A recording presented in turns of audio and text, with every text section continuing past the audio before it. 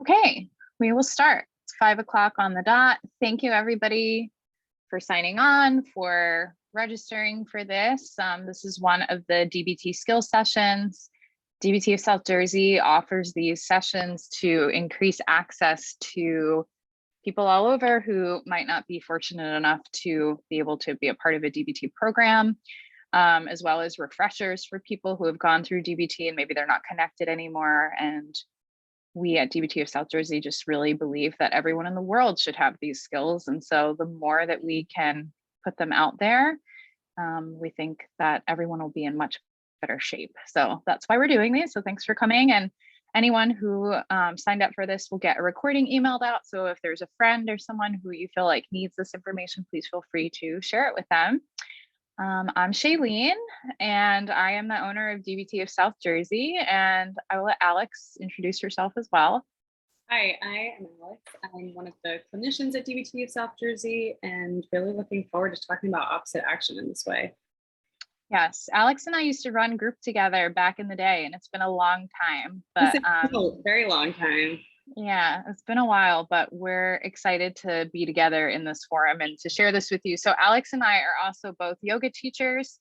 And the other reason why we want to do these DBT skill sessions is to be able to offer up skills in a different kind of perspective.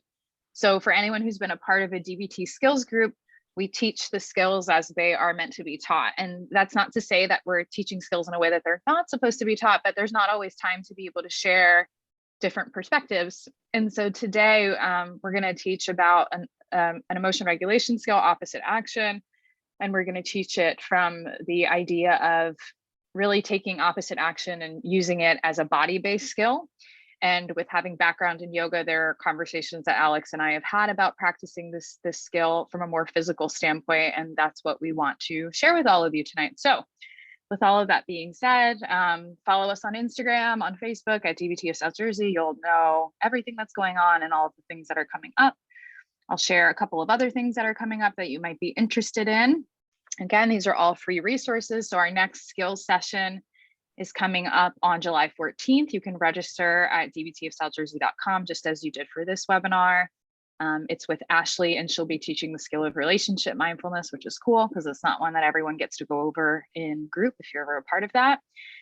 We also have monthly family support groups, and I want to let everybody know that in order to attend that, you just have to know someone who's struggling in some way. And so you don't have to be a client at DBT of South Jersey.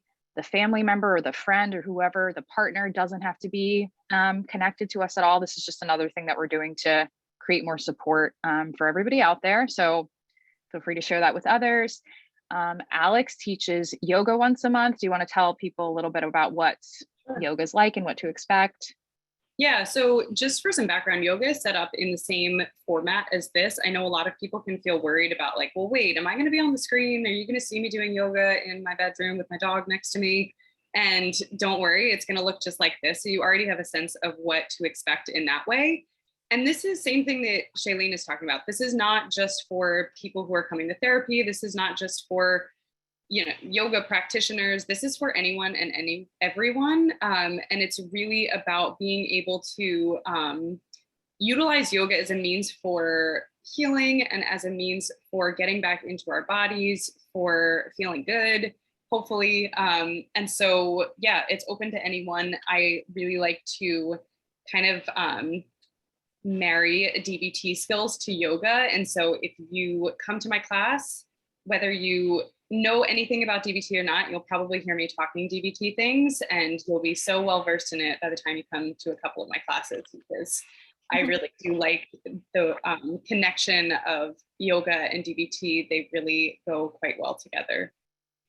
Yeah, so you can sign up for that again on our website, just like you would sign up for the other offerings. And that is coming. The next one will be July 11th at 6 o'clock.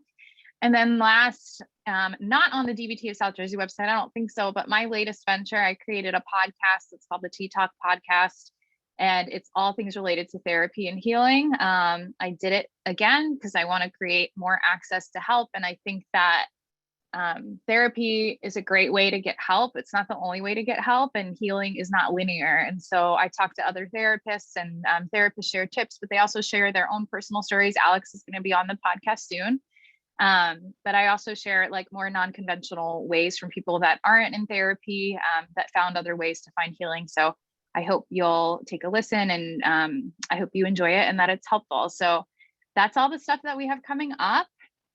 And in terms of housekeeping for tonight, Alex and I are just going to chat away. And so if there are questions that come up or points that you have, feel free to put them in the chat box. Her and I will be reading through that throughout. And yeah, we want to hear from you. So let's get started. I will have Alex start us out with telling us about where opposite action lives and introduce us to the skill. Yeah. So to give a little bit of background, opposite action is one of our skills that falls under our emotion regulation skill module. And emotion regulation, it is a skill module that helps us do a couple different things. First and foremost, I would say that this whole set of skills really allows us to understand and name our own emotions. So I think of that as like our learning the language of emotions. In order to get fluent in them, we really need a lot of practice. And so we need to understand the literal language of them, like what emotion words do I even use? Like, what are those words? How do I find them? If I can't find them in the files of my brain, maybe I need to learn them. So this set of skills helps us to understand and name our emotions. It helps us to decrease the frequency of emotions that we don't want. So like the painful emotions, obviously we can't totally get rid of them. And this set of skills really helps us to minimize them when possible, which is where opposite action kind of lives, but I'll say more about that soon. Emotion regulation skills also help us to decrease the frequency or decrease emotional vulnerability, meaning like when we have things that just make us more prone to feeling pain, to having behaviors that might not be in alignment with how we want to act. And they also help us to decrease our general emotional suffering. And as of yet today, I have never met anyone who's like, no, I want more emotional suffering. So like, this is something that we all could benefit from. An opposite action is an emotion regulation skill because what it does is it helps us to do that piece that I was just speaking to, which is to decrease the frequency of unwanted emotions. So we use opposite action when we want to change how we feel.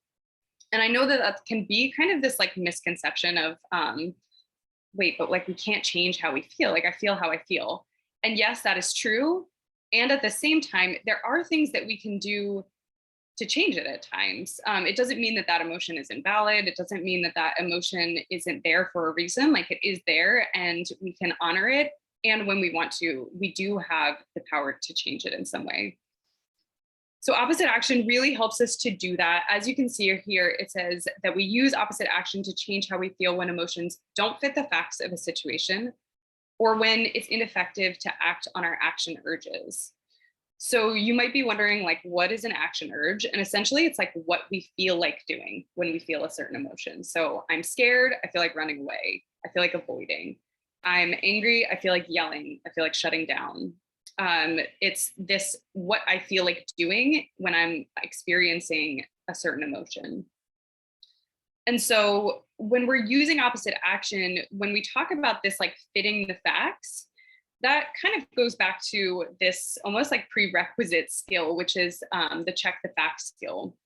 If you're not familiar with that skill, it essentially means that we want to be able to objectively look at the facts of situations while taking away some of the assumptions and interpretations that we often kind of like place onto situations without even realizing it. So when our emotions don't fit the facts, that basically means that like our emotions, again, they are valid and they might be like a little bit more intense than the situation warrants, or they might last a little bit longer than the situation might warrant. And so when that happens, we want to be thinking about using opposite action. The other reason why we might want to use opposite action is if we know that our action urge, so what I feel like doing, is not going to be effective for us.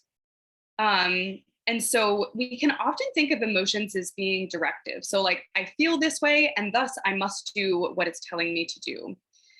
And while that makes a lot of sense, and emotions can be super useful in that way, they actually like, that can be kind of damaging, because what it does is it puts our emotions in the driver's seat, and then we're kind of along for the ride. And what we really want to do is we want to step into the driver's seat and be more in control. So opposite action can help us when we can become aware of what our emotion is and what the action urge is associated to it, and then decide, do we want to go with it? Do we want to take that emotion, like go along for the ride? Or do we need to hop in the driver's seat and decide whether or not we want to do something different? I think it can also be the opposite, right? Like if my mood or what I feel like doing is also telling me that I don't want to do something, right? Like I'm sure everyone can relate to having a moment probably today where you had to do something and you were like, but I don't feel like it. Like I don't feel like paying $5 for gas. I would rather not, right? But if I don't put gas in my car, then I'm not going to be able to get anywhere. So what we're trying to do with emotion regulation skills is we're trying to do just that. We're trying to regulate emotion. So we're not having too much, we're not having too little. They're not, when they're in the driver's seat, they're not like taking us for wild rides. We're trying to, I don't even really like using the word balance because it feels so like a false sense of reality. Like, what does it really mean to be balanced? But we're trying to get our emotions to be a little bit steadier. And we're trying to change the relationship that we have with emotions to know that when we are making decisions, we're making them with looking at the entire picture, as opposed to our emotions being the sole director of what our next move is.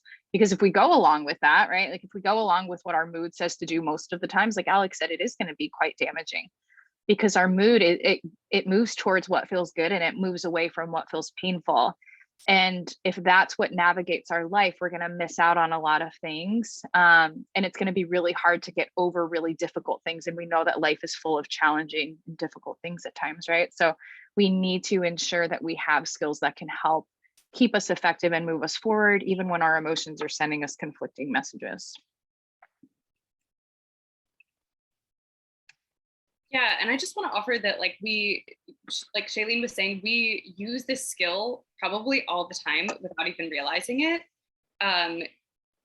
You might have already used the skill today in a way that like you might not have known before you logged into this webinar and you started learning about this. So as we go through, you might even consider like, oh, I did do that today. Like I didn't feel like going to work and I did it anyway. And I would just take note of that, because every time you can acknowledge this opposite action practice, it's like really just allowing you to collect more evidence that this is something that you are capable of. Okay, so here is a little bit of a chart that breaks down what some potential action urges might be, and then what a potential opposite action could be for you. I want to just highlight that these are some maybe like common or typical action urges and opposite action choices that we might make. And I also want to just say that it's not limited to the urges and opposite actions on here, because we as humans all have different responses. And so, you know, for someone, fear might be to avoid and to run away and to escape. And for someone else, it might be to like just absolutely freeze and, you know, not be able to move. So if you're looking at this and you're like, ooh, that doesn't really resonate with me, is there something wrong with me? Because I don't feel that when I am experiencing that emotion. That's okay. In fact, I would say that is to be expected. These are just some examples. So as you can see here, with that example of fear, sometimes we have the action urge to run away, to escape, to avoid, to freeze, as I mentioned. And the opposite action for that would be to approach and not avoid. Now, again, fear and the action urges associated to it make sense in certain situations. So if I am being chased by a bear, I want to go with my action urge and I want to run. I want to escape from danger. However, if I feel a little bit afraid to do this webinar tonight and I feel afraid and I'm like, you know what, I'm going to avoid it, it's not effective for me to act on that action urge, because then I never find out that like I can do it, and I end up feeling just fine afterwards. I then end up feeling a sense of accomplishment and I end up feeling competent. I won't I miss out on that opportunity if I like let my emotion be the directive that tells me what to do. And Also, your boss would be a little annoyed if you just didn't show up. yeah, there'd be some other consequences too. It's not just I'd about be all like, what the heck? Where's Alex? yeah, it's true. It's true. So You know, fear, I was just gonna say fear, like I just want to like sit with that for a second. Like Alex is telling everyone the effective thing to do is going to be move towards the thing that makes you feel really anxious and makes you feel really afraid. And this is something that always sticks in my brain. Alex and I both are trained in DBT, prolonged exposure, which is a therapy that helps people basically get rid of their PTSD. And one of the things that the trainer said that I'll never forget is that PTSD in itself and anxiety are maintained by avoidance. They are maintained by avoidance. And so what that means is that the more that we avoid, what we resist will persist. So if Alex were to say, I'm really anxious about the webinar tonight, and then let's say she called me and she's like, you know, Shaelene, I'm feeling a little sick. I don't think I can do it. And she cancels. Her brain never gets the information to repair that there's not actually anything dangerous going on. That, yeah, of course you'll feel nervous and that's an uncomfortable feeling, but it's not going to actually hurt her or damage her to do it. And she'll actually feel a lot better when it's done. And her capacity for what's uncomfortable is actually going to shift and grow. But when we avoid things, our capacity for what's uncomfortable gets smaller and smaller and smaller because our brain never gets the evidence that it needs to fact check and say, hey, you were really afraid of that. And turns out it's actually okay. So I just want to point that out because we are encouraging you to do things that are uncomfortable. If you were to go with what your urge was, you would avoid, and for good reason, you would avoid. But in the long term, if that keeps happening, you really set yourself up to have continued fear, continued anxiety, maybe even continued PTSD. These are like life altering things that can start with just moving in a little bit closer when you feel nervous about something or uncomfortable about something that's not actually unsafe. It's so true. I'm so glad that you mentioned that because I think that, I mean, opposite action really is like the essence of exposure is opposite action. And just having that in mind can be super helpful. And knowing that like what is being asked of us when we practice opposite action is like, most of the time I hear people being like, wait, but that's hard. Like, that's not what I want to do. And if that's the feeling that you're having, then you're in the right place. Like, stay put, you're in the right place. If it's really hard, that means that it's working, because I know that if I'm practicing opposite action and it doesn't feel hard at first, I'm probably not practicing opposite action. Because we're literally asking you to do the opposite of what you feel like doing. Okay, so we also have fear or anger on here.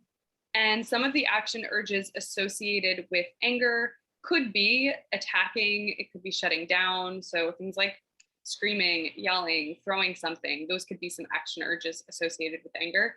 It could be that same like freezing or shutting down.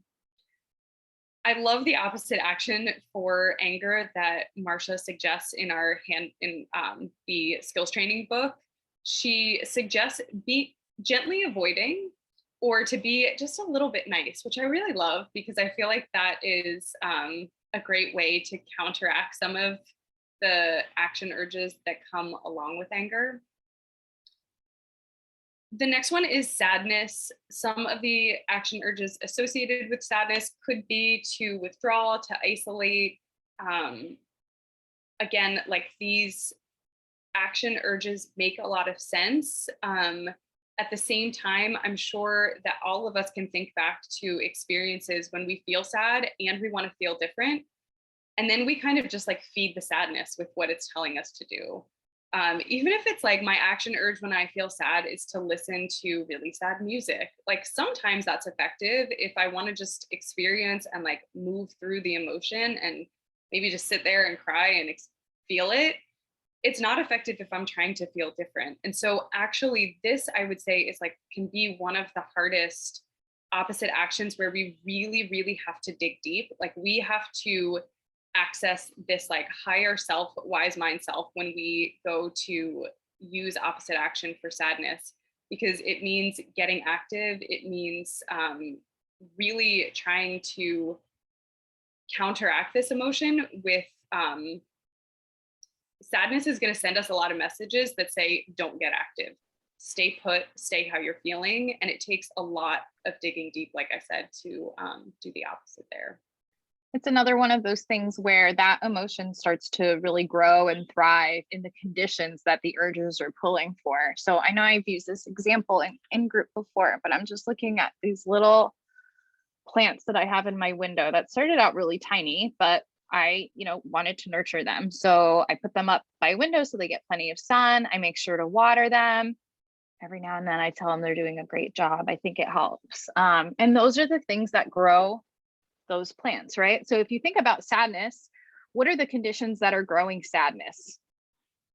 Not light, not taking care of yourself, not being around other people. So when I think of sadness and at its extreme depression, I think of isolation, in bed, pulling up the covers, sleeping, pulling the curtains down, and like just kind of getting like smaller and smaller and smaller and kind of like fading into the darkness. Those are excellent conditions for sadness to thrive in. But if we want that to stop, then we have to like pull those resources away so that way it stops growing. Like I want my succulents to grow, but I don't want like mold to grow in my bathroom or anything like that, right? So I want to be thinking about that and consider what are the conditions that sadness really thrives in. Opposite action is going to be creating conditions that really starve that plant from continuing to really take over. I guess think of like weeds. Probably don't want to like nurture weeds. We want to like pull them out, right? So this is another way to think of it.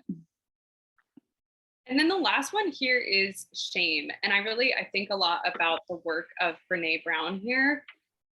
She talks a lot about, as a shame researcher, she talks a lot about shame. And she talks about how some of the ingredients, like she says, like if you were to put shame in a petri dish and you were to add to it secrecy, silence, isolation, judgment, that shame would grow exponentially.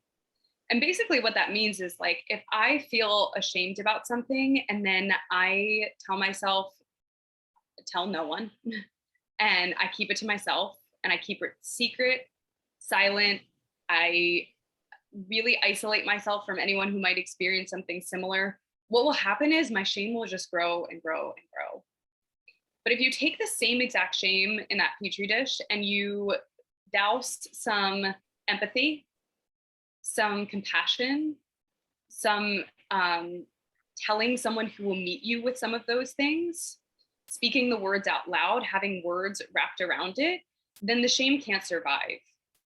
And that really means that like when we feel shameful about something, it doesn't mean, I'm going to go tell the world all of the things that I feel shameful about. I mean, maybe it does in the right context.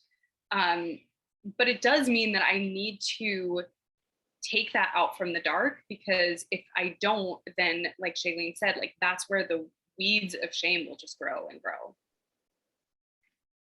Somebody asked a question, Alex, about opposite action to anger, that the opposite action is gently avoiding. If you're just starting out with opposite action, how do you know that you're not feeding to the general avoidance if you're gently avoiding? And what does gently avoiding look like in the context of anger? Such a great question. Yeah, I mean, I would say, how do you know the difference between avoidance? I think one thing that comes to my mind is like if the emotion at hand is anger and I'm feeling like rageful, that's not a good time for me to approach the subject, right? Like I'm likely not thinking rationally. I'm probably thinking in extremes. I'm more likely to do something that I'm going to regret later. And so the idea of gently avoiding is the opposite of attacking, right? Whereas in situations that we're a little bit more worried about it reinforcing something is when the urge is to run away and your response is to run away, right? So with anger, when anger is really high, if the urge is to attack someone, like, let's say I'm really upset with Alex and my urge is to go drive over to her house and tell her how I feel, probably going to wait a couple of days in terms of opposite action. And so this is the idea of gently avoiding. It's like, I'm not going fully away from it, but I am letting the heat simmer down before I try and touch it again, because I don't want to burn myself or make anything worse. Is there anything you'd add to that? Yeah, I guess just also that I think about again, just commonly, action urges that are associated to anger versus fear. Typically when we're feeling fear, that's when we want to look out for like that ineffective avoidance. And I make the distinction of effective versus ineffective avoidance. And I think about like, I think if you were to ask yourself this question, whether it be for anger or sadness or shame, whatever emotion it is, you would want to ask yourself, is this effective avoidance or is this ineffective avoidance? And that will really give you, like, use that to calibrate which direction you move in. That's really helpful. I like that distinction. And the follow-up was, I noticed the tendency is shutting down, and I could see how gently avoiding might enable shutting down even more. 100%. I think like it's hard because these are all examples and they're going to be different, like case by case based on what's going on. And so maybe the opposite action to shutting down is finding ways to still be active and not completely avoid what's going on, but also still not be directly attached to it, right? So like there are times where shutting down emotion is like what we need to do to be able to get through the day or the conversation or the week or whatever, given how fresh the wound is, right? And so there's a way in which all of these action urges have a function and likely to keep us safe in some way. It's when shutting down is not effective that we want to act opposite to that. So like if I'm, in an argument with my partner or something, and my response when I get angry is always to shut down, it's going to be really hard for us to solve anything, right? And so gently avoid might mean that like my shutting down is limited to like an hour or 30 minutes, or I go take a walk instead of, leaving the house or something like that, and then try to approach the subject or whatever the argument was back together. Okay. I would just add one more thing to that, which is like, if you have that tendency to shut down, I would be thinking about the opposite action for you in that moment would be opposite action to shut down from emotion. So it could be just like, let me keep my emotion online. So that doesn't mean that I have to act on my action urge to go confront this person when I'm feeling angry. But maybe the opposite action is, okay, I want to make sure that I can keep this emotion, like I can stay close to my emotion and not turn it off. Yeah. Okay. So let's do a little practice. So we can't see anybody. This is perfect. So I'm going to encourage everyone to, if you feel willing, just go ahead and sit back from your computer for a moment, get yourself settled, close your eyes if that feels okay. And I want you to just scan your body from the top of your head, so behind your forehead, back through your brows, behind your eyes, and just see what you notice as you scan down. What do you feel down through your cheekbones and your jaw, back of your neck, down through your shoulders, all the way down through your arms, your chest, into your belly. We're just noticing, just scanning, just looking for sensation, anything that pops up. And we continue to scan down into our hips and our legs, all the way down to the toes. And even noticing how your toes are in your shoe or on the ground. Are they like resting, or are they gripping in some way?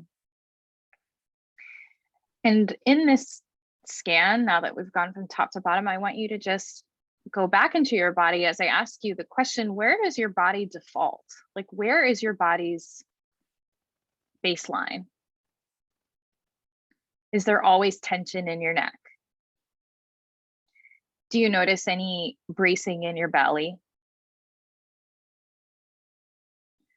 Are there any areas where you feel bigger or smaller? And try really hard, because I know this is challenging, but try really hard to not judge it, because we're just looking for information that's going to help us all with like where to take this, how to take this practice, and how to apply it in ways that can help improve our overall quality of life. So try really hard not to judge any information that you're getting. So where does your body default? You can just take another breath here. Bring yourself back to the space that you're in. And you can blink your eyes open. And if you feel comfortable, I'd love to hear some responses in the chat of what you noticed. And while that's happening or not happening, I'll ask Alex, what did you notice? So I noticed that whenever someone mentions like tension in my shoulders, I'm immediately like, oh, I didn't even notice that. And I've done this practice hundreds of times and I seem to always notice that. So yeah, I just observed that. I was able to do it without judgment, even though I could remember times where I'm like, oh, this happens often. And yeah. Yeah, I tend to notice always the same tension in my neck, feeling really tight. I did a practice not too long ago with another therapist who was leading, and I was so shocked to find that a lot of the time I'm walking around bracing my belly, like as if someone's going to come by and be like, huh, gotcha. You know, I'm just kind of walking around with this like nervous, tense energy in my belly. And I never even really paid attention to that. And being a DBT therapist, being a mindfulness teacher, and someone who practices it as well as doing yoga and practicing it, I notice things a lot more than I used to, but it always surprises me. Like when I realize, oh, I'm sitting through the day like this, just looking like feeling like this is totally normal, and it's not. So let's see what some other people had shared. A lot of jaw, neck, tense shoulders as well. Most tension at the neck.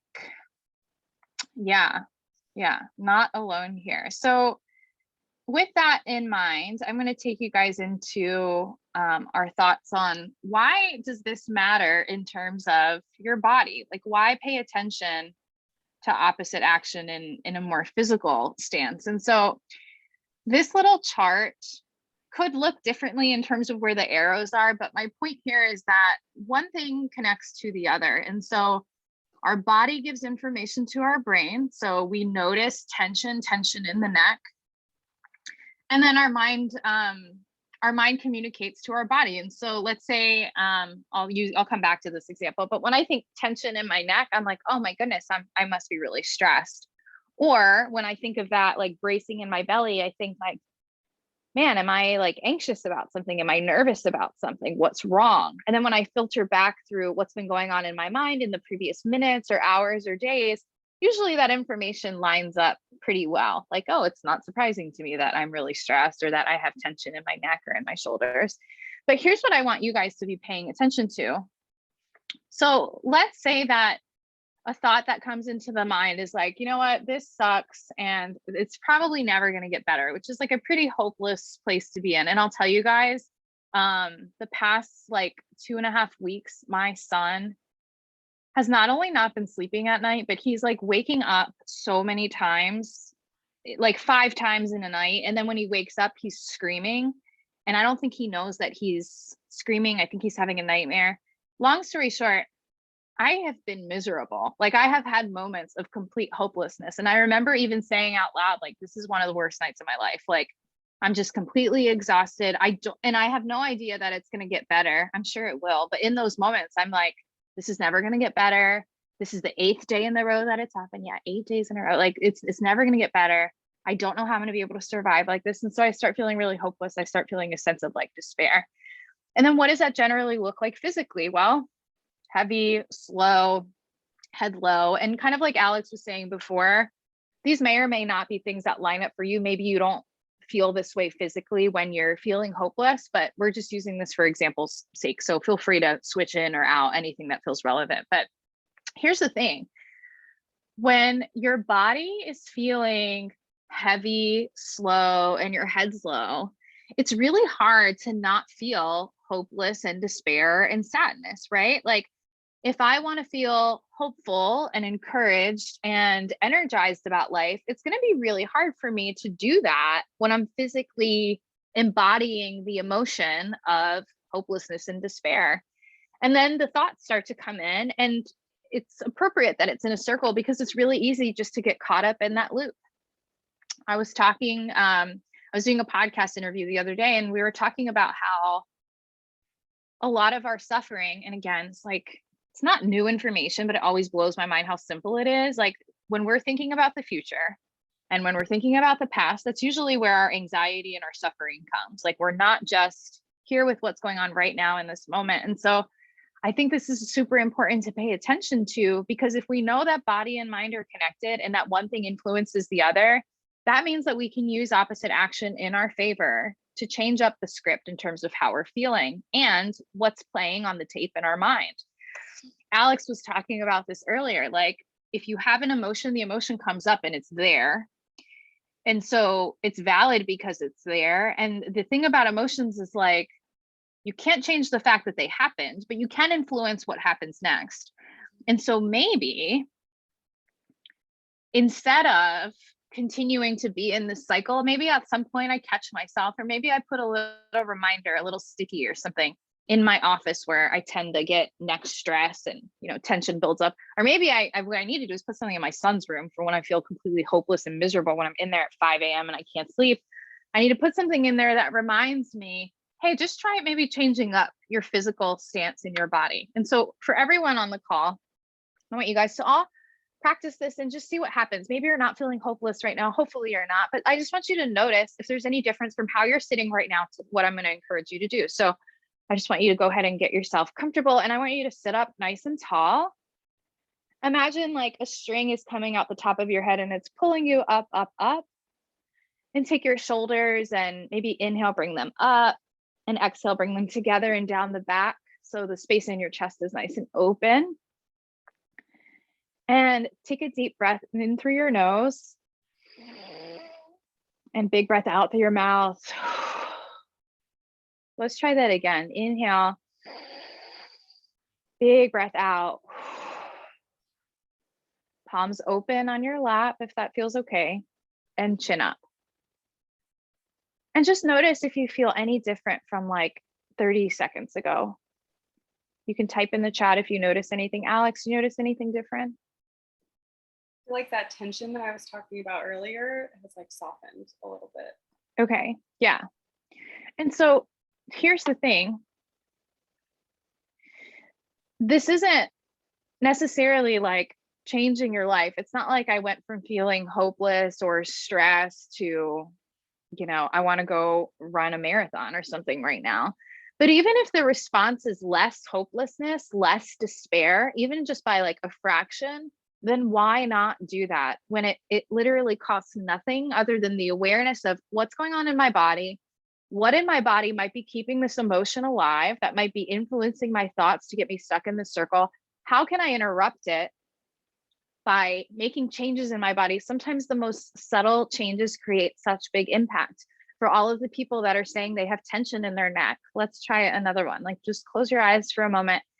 And when you take your next big inhale, I want you to imagine that all of the breath is like creating space in your neck, that it's traveling through each and every vertebrae, every bone, every muscle, every tendon, and that it's creating space. Of course, go ahead and breathe out. I hope everyone's not waiting for me, but go ahead and do that again. Inhale. On your exhale, see, is there a micro amount of tension that you can release on the exhale that your body didn't even realize that it was holding on to? Can you let that go and see what happens? Yeah. Okay. So this is why we think it's so important to be considering opposite action as a skill that you need to pay attention to with your body, because body, mind, emotion, those things all hang out together. And if we can interrupt the cycle, then we can influence the outcome. So this is a great Charlie Brown comic that I've used for years when teaching this skill. So Charlie Brown says, "This is my depressed stance." He's standing slumped over, looking down at the ground. When you're depressed, it makes a lot of difference how you stand. The worst thing you can do is straighten up and hold your head up high, because you'll start to feel better. If you're going to get any joy out of being depressed, you have to stand like this. So Charlie Brown definitely gets it. Like he knows if he starts, you know, standing up and straightening up and pulling the shoulders back and lifting the head, he's going to start feeling better. This is what we want to be tapping into. Okay. Do you want to talk through some of this, Alex? Sure. So this is kind of an expansion on this last slide that looked pretty similar. which was taken right from the skills training book. So this is a little bit different in the sense that it gives us our tendency in terms of body responses, how our physical body tends to respond to emotions. And then what it would mean to have this embodied opposite action practice. So with fear, again, I would say that these body responses, which would almost be like action urges, what we feel like doing, these are, again, not limited to what's on here. So for some people, for fear, we might want to cross our arms. We might want to kind of like hide ourselves. We might, when you think about like fear causing us to shut down, let's say, if that's the action urge associated to it, you might like kind of create this sense of smallness with your physical body, like feeling small, making yourself small with your physical body. And the opposite action here would be to open up, to be taking up a lot of space with our physical body, to take a nice long exhale. So think like paced breathing, shorter inhales than exhales, and to approach, to move towards. I think often about, for this idea of embodied opposite action to fear, if anyone is familiar with the TED Talk by Amy Cuddy, she does this research and then reflects on it in the TED Talk, where she describes essentially like that that there were all of these outcomes that showed that the way that we carry our body, very Charlie Brown-esque, the way that we carry our body actually impacts us even on a biological level. So like she talks about this idea of power posing. And the idea is that she has people in these, in this research, she has people stand with like their hands on their hips. They're taking up a lot of space. They have like broad shoulders, in comparison with people who are doing this body response to fear, which is like making ourselves small, crossing our arms, kind of hiding, looking down. And what it showed was that in doing these poses for really not that long of time, it's like short periods of time, what she found was that it actually changes on a biological level. So like she saw that there were more higher levels of cortisol for the people who went with the action urge body response to keep themselves small. The people who were doing power posing, they ended up having better outcomes in like interviews, and they ended up having, again, like on a biological level, they studied their hormones and saw that it changed their hormones. So like, it's not only does this make us start like think differently, but it actually changes the way that we feel. And like, I think that I love that research because I think it's actual evidence that shows us that this does really, like Shaelene said, no, we can't change our initial emotion. It is that way because that's how we feel, but we can change what we do with it. And it really shows that there's evidence, to prove that it does just that. For anger tends to immediately kind of like hit us with tension. We have tension in our limbs. That might be that like tension in your neck. We might want to like ball up our fists when we feel anger, clench our jaw. We can be kind of like quick to react when we're feeling angry. And that's where anger tends to live in our bodies. It's very like tight and gripping. That's how I think of it physically. When we look at trying to practice opposite action for anger in this embodied way, we again want to return to that paced breathing, extending our exhale. Willing hands and half smiling is like the opposite action practice for anger. If you're not familiar with what that is, it is, Shaelene already kind of walked us through part of it, which is flipping our palms up. And half smiling is when we put on this like Mona Lisa smile. It's not really what it looks like. It's more about how it feels. So you might not even know that someone is half smiling when they're doing it. And I would say, if you are looking at this thinking like, what, you want me to Mona Lisa smile and flip my palms up as a way to counteract anger? I would say the next time you're angry, even if it's just like I'm feeling that buzz of agitation, throw up some willing hands and half smile and do it for 1 minute and let me know what changes. because I have this hunch that something is bound to change. It's really hard to stay angry when we're taking this willing posture in our bodies and in our facial expressions. Okay, sadness. Some of the body responses for sadness would be to be slow and steady, to take small movements and to feel that heaviness in our bodies. Like we can probably even just, as I read it, like I can feel it as I read it. Sadness really does do that to us. It's like a weight that we're carrying around with us. And so in order to lighten the load of sadness in our bodies, we really need to open up. So things like willing hands could be relevant here. It could be just that like broadening in the chest. This breath work called breath of fire. If you're not familiar with it, how would you describe breath of fire? It's kind of like panting like a dog. Yeah. You can Google it and there's YouTube videos on it, but it'll change your parasympathetic activation to be one that's more like quick moving. So it's taking a long breath in and then like quick rapid breaths out. So you can look it up if you're interested in it, but that would be one that would be more activating as opposed to calming. Definitely. And then doing things like walking, running, I would say like any movement. Just get moving. Yeah. Yeah, like sadness is going to tell you stay still, let the weight weigh you down, and we are trying to lighten that load. So any kind of active movement is that plays for embodying opposite action.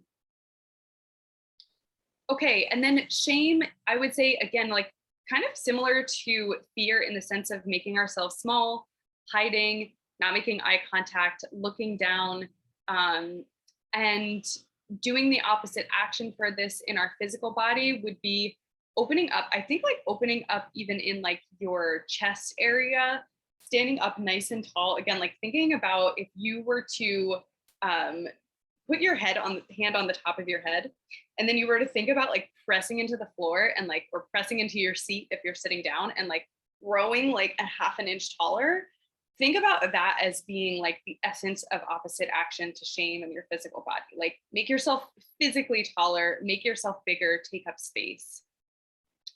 And Ujjayi breathing. Again, this is one that you can look up. It is, it's a really lovely practice for a lot of different things, but in this context, thinking about it in our opposite action to shame. Ujjayi breathing is like Darth Vader breathing. It's like a very intentional type of breath. When you hear it, you'll know it. Okay.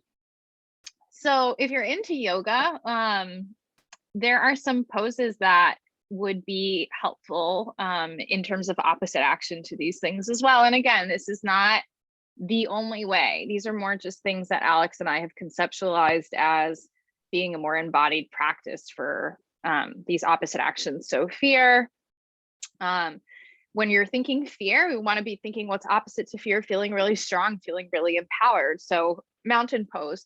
Mountain pose is also really great because it's a pose that involves opening. So for anybody who doesn't know, mountain pose is kind of just like standing straight up, and I'll just demonstrate the seated version sitting here. So you would sit straight up as we've described, shoulder blades together and back, arms down, chin up. So it's hard for fear to live in this place. It might be really uncomfortable, especially if it's your first time practicing it and your default is kind of to shrink down. But that would be one example, as well as the warrior series.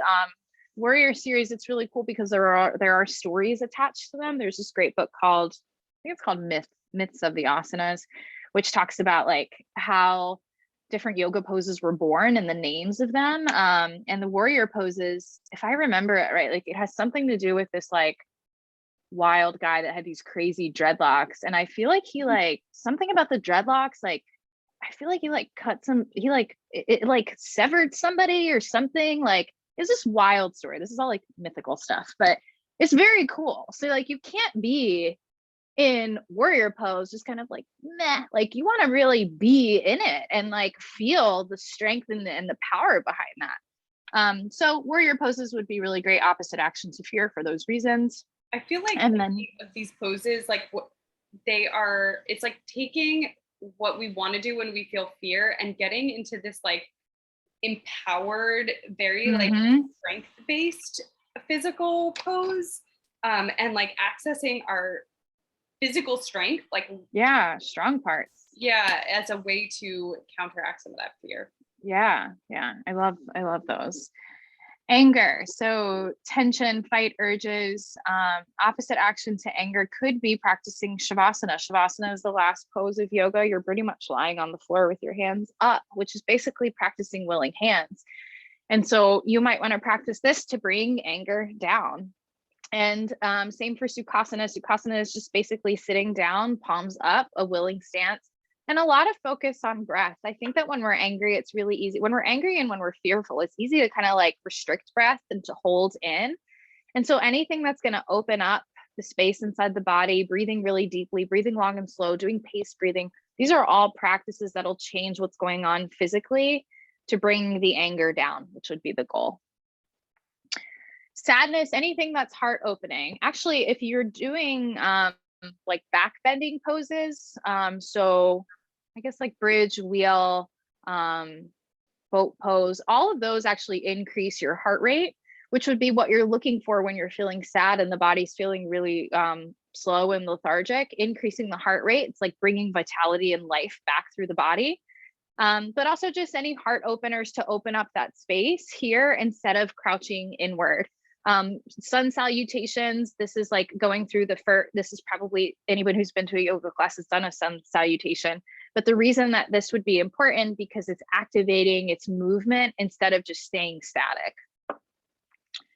And then shame has similar recommendations for fear for the same reasons, right? Like if someone's really small, like feeling really small inside, trying to hide, voice is really low, we want to put them in poses and shapes that are going to feel really empowering, or that have a lot of power to them and in their meeting, as well as heart opening for the same reasons, wanting to open up the space and move any energy around in that heart space that feels really stuck.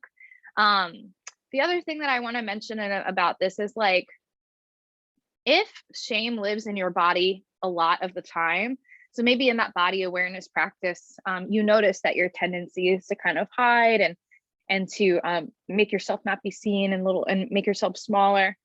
You know, you're probably not going to go into a yoga class and just do the like really strong warrior two practice. It's probably going to be a mastery practice for you, and that's okay.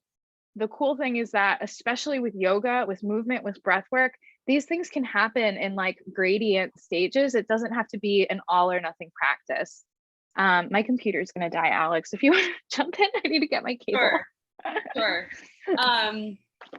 Yeah, and then I believe that on the next slide, I was going to talk about how, yes, opposite action is best done all the way. So I can tell you from experience, I have tried it halfway many times. I still am like, maybe if I just don't want to, it doesn't work as well. It just doesn't. You get half the results.